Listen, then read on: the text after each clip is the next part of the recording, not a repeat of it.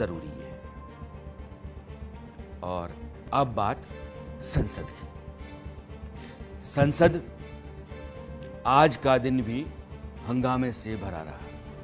कुछ सांसदों ने स्पीकर की कुर्सी की तरफ कागज फेंके, 8 सांसदों को निलंबित किया गया। और दूसरी ओर राहुल गांधी थे, उन्होंने आज भी चीन का राग अलापा। राहुल गांधी का चीन का राग जो बार बार संसद के भीतर 2 दिनों से उठ रहा है, दरअसल आज उसका एक दूसरा हिस्सा मैं आपको दिखाना चाहता हूं। जिस फॉर्मर आर्मी चीफ नरवणे की किताब का हवाला दे करके राहुल गांधी ने यह कहने की कोशिश की है कि दरअसल पाकिस्तान, माफ कीजिएगा, चीन की फौज टैंक लेकर के भारत की सरहद तक आ रही थी और उस दौरान आर्मी चीफ ने देश के प्रधानमंत्री, रक्षा मंत्री को फोन किया था। उस बातचीत में क्या कहा गया प्रधानमंत्री, रक्षा मंत्री की तरफ से, यह मैं आपको बताना चाहता हूं। वह किताब दरअसल अभी अनपब्लिश्ड है, वो छप करके नहीं आई है, लेकिन जो किताब छपी है और लंबे समय से वो दस्तावेज के तौर पर है, उस किताब के हवाले से मैं कुछ सच्चाइयाँ आपको बताना चाहता हूँ और राहुल गांधी तक भी पहुँचाना चाहता हूँ। ये किताब 1962 के युद्ध पर लिखी हुई है और बहुत चर्चित किताब मानी जाती है। किताब के लिखने वाले ब्रिगेडियर दलवी हैं और उस किताब में 1962 में भारत ने जो बहुत करारी हार झेली थी चीन के हाथों, उसके कारण गिनाए गए हैं। उन्होंने उस समय के प्रधानमंत्री जवाहरलाल नेहरू के फैसलों को अपनी किताब में कटघरे में खड़ा किया है। इससे पहले कि मैं आपको बताऊं कि इस किताब की और क्या क्या बातें हैं जिनको आपको, हमको, देश को जानना चाहिए, क्योंकि हर आदमी किताब पढ़ नहीं पाता है, लेकिन उसकी जो मोटी मोटी बातें हैं कम समय के भीतर आपके सामने रख सकूं, उसकी खातिर जो मैंने निकाल रखी हैं वो मैं आपके सामने रख रहा हूं। ब्रिगेडियर जेपी दलवी 1962 का जो युद्ध हुआ चीन के खिलाफ, सेना की 7वीं इन्फेंट्री ब्रिगेड के कमांडर थे। चीनी सेना ने ब्रिगेडियर दलवी को युद्धबंदी बना लिया था। 7 महीने तक वे चीन की सेना की कैद में रहे और ब्रिगेडियर दलवी मैदान में डटे रहे, युद्धबंदी बने और हिंदुस्तान जिंदाबाद के नारे दुश्मन के खेमे में भी लगाते रहे। ब्रिगेडियर दलवी ने अपनी आंखों से जो देखा, जो समझा, जो झेला, उसको अपनी किताब में रखा और उस किताब में ब्रिगेडियर दलवी ये कहते हैं, किताब के भीतर जो आपके ग्राफिक्स में अब सामने आ रहा है, ऐसा क्या खास है, इसको मैं आपको समझाना चाहता हूं। 1962 की हार का ठीकरा सैनिकों पर नहीं फोड़ा जा सकता है, बल्कि गलत राजनीतिक फैसलों की वजह से वो हार मिली हिंदुस्तान को। ज़मीनी हकीकत से कटा हुआ सिस्टम था, उसके कारण हिंदुस्तान को हारना पड़ा। सेना को जबरन मुश्किल हालात में झोंका गया था। चीन 1950 से सीमाओं पर हालात लगातार मजबूत कर रहा था, उसका अंदाज़ा हमको नहीं था। भारत की जो पॉलिटिकल लीडरशिप थी वो ख़तरे से या तो नावाकिफ़ थी या नज़रअंदाज कर रही थी। सेना को न पर्याप्त हथियार दिए गए, न उसको रसद पहुंचाया गया। युद्ध के लिए कोई बुनियादी ढांचा भी नहीं था।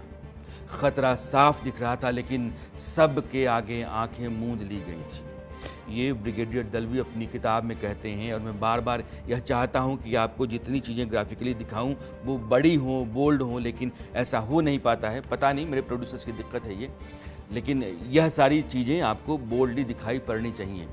हम फिर से कह रहे हैं कि राहुल गांधी को एक बार हिमालयन ब्लंडर किताब जरूर पढ़नी चाहिए। ब्रिगेडियर दलवी ने इस किताब में बिना लाग लपेट जो पॉलिटिकल लीडरशिप उस समय की थी उसको किस तरीके से कटघरे में खड़ा किया है और उसकी भूमिका उस हार को लेकर के कितनी रही, वो जो पॉलिटिकल लीडरशिप सरकार थी उसकी जिम्मेदारी कितनी है, उसकी गिरेबान वो कैसे पकड़ते हैं, यह जानने के लिए उस किताब को पढ़ना बहुत ज़रूरी है। ब्रिगेडियर दलवी के निशाने पर कौन कौन रहा, यह ज़रा आप देखिएगा। पंडित जवाहरलाल नेहरू जो उस समय के प्रधानमंत्री थे और उस समय माओ की सरकार थी, चाउ एन लाई चीन के प्रधानमंत्री थे और चाउ एन लाई जब 1958-59 के आसपास हिंदुस्तान के दौरे पर आए थे तो हिंदी चीनी भाई भाई के नारे लग रहे थे। लेकिन चीन जो था वो सीमा पर लगातार अपनी तैयारी कर रहा था। वो हिंदी चीनी भाई भाई के नारे तो लगवा रहा था, पंडित नेहरू को उसने पटा रखा था, लेकिन उसकी मंशा जो थी वो कुछ दूसरी थी। वो अपने इरादों के ऊपर लगातार काम कर रहा था और यह सिर्फ इसलिए कि आपने अपनी पॉलिटिक्स को देश के हित के ऊपर रखा, इसलिए आप नजरअंदाज कर गए। वीके कृष्ण मेनन उस समय के रक्षा मंत्री थे, नेहरू जी के बहुत ही विश्वास पात्र और बहुत करीबी माने जाते रहे। और वीके कृष्ण मेनन की इतनी गलतियां रहीं, इतने ब्लंडर्स किए उन्होंने 1962 के युद्ध में। कभी मैं कृष्ण मेनन को लेकर के एक पूरा का पूरा एपिसोड आपको दिखाऊंगा। एक अड़ियल आदमी, एक ज़िद्दी आदमी, उस आदमी ने हिंदुस्तान की हार के पीछे अपनी भूमिका कितनी रखी या उसकी भूमिका कितनी थी, आपको कई किताबों के हवाले से एक रोज़ बताऊंगा। जनरल BM कॉल, उस समय उनको जिम्मा दिया गया था कि आप उस इलाके में जो ईस्टर्न यानी कि एनी जोन है, जहां लड़ाइयां चल रही थी, अरुणाचल के इलाके में या फिर लद्दाख के इलाके में, तो वो टॉप कमांडर थे, वहां पोस्टिंग मिली हुई थी, लेकिन उधर उनका कोई अनुभव नहीं था। लेकिन BM कॉल भी मोर्चे पर नहीं थे और BM कॉल को भी जानकारियां उतनी नहीं थी जो वहाँ युद्ध के मैदान में मिल रही थी या वहाँ से जो चुनौतियाँ सामने आ रही थी। तो एक तरीके से चीनी फौज और चीनी फौज के सामने हमारी सेना की कमज़ोरियाँ, हमारी सेना का रसद, हमारी सेना के लिए बाकी सारी ज़रूरी चीज़ें ना के बराबर थी। PT शू पहन करके हमारे जवान वो लड़ाई लड़ रहे थे और एक बड़ी शर्मनाक हार हिंदुस्तान को झेलनी पड़ी थी।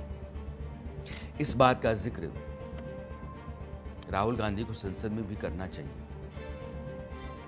मैंने अभी POK अक्साई चिन्ह इसका जिक्र नहीं किया क्योंकि पिछले एपिसोड में मैंने किया है, लेकिन बीती सरकारों के हिस्से जितने भी गुनाह हैं उन गुनाहों पर पर्दा भी नहीं डाला जा सकता है। अगर आज की सरकार भी कुछ ऐसा करती है जिसमें देश का हित खतरे में आता है, जिसमें देश की ज़मीन दुश्मन के कब्जे में जाती है, तो पहला फर्ज हर नागरिक का बनता है कि आवाज़ बुलंद करो। और हर मीडिया का देश हित से ऊपर कुछ नहीं होता है, लेकिन जब आप देश हित को लेकर के किसी सरकार को कटघरे में खड़ा करते हैं तो अपने बारे में भी पूरी जानकारी रखनी चाहिए या फिर मीडिया को भी यह दोनों चेहरे दिखाने चाहिए। जिस डोकलाम का जिक्र राहुल गांधी ने किया था, आपको याद होगा कि 2017 में भारत और चीन की सेना आमने सामने थी। भूटान, तिब्बत और हिंदुस्तान सिक्किम के पास का इलाका, वो जो एक त्रिकोण है, वहीं चीन सड़क बना रहा था और हिंदुस्तान की फ़ौज 2.5 महीने तक वहाँ अड़ी रही, जमी रही। चीन की फ़ौज पीछे हटी और वो मामला सुलझा था। उस दौरान राहुल गांधी ने चीनी राजनयिक से मुलाकात की थी। यह सवाल क्यों नहीं पूछा जाना चाहिए? जब देश की सेना दुश्मन से दो चार है, मैं दुश्मन के राजनयिक को बुला करके बातचीत कैसे कर सकता हूँ?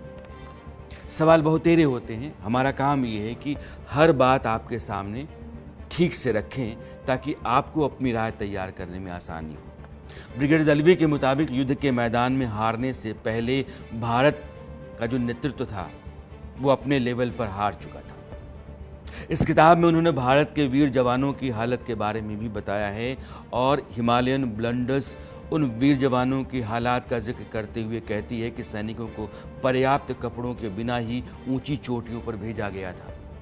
जवानों के पास भारी हथियार नहीं थे जो लड़ने के लिए बहुत ज़रूरी थे। मजबूत सप्लाई लाइन उनके पास नहीं थी। उनको ये पता नहीं था कि बचने का रास्ता क्या है, कि पीछे कैसे जा सकते हैं। हिम्मत से वो सारे के सारे जवान भरे हुए थे, लेकिन संसाधनों का टोटा था और चीनी सेना पूरी तैयारी के साथ सामने थी।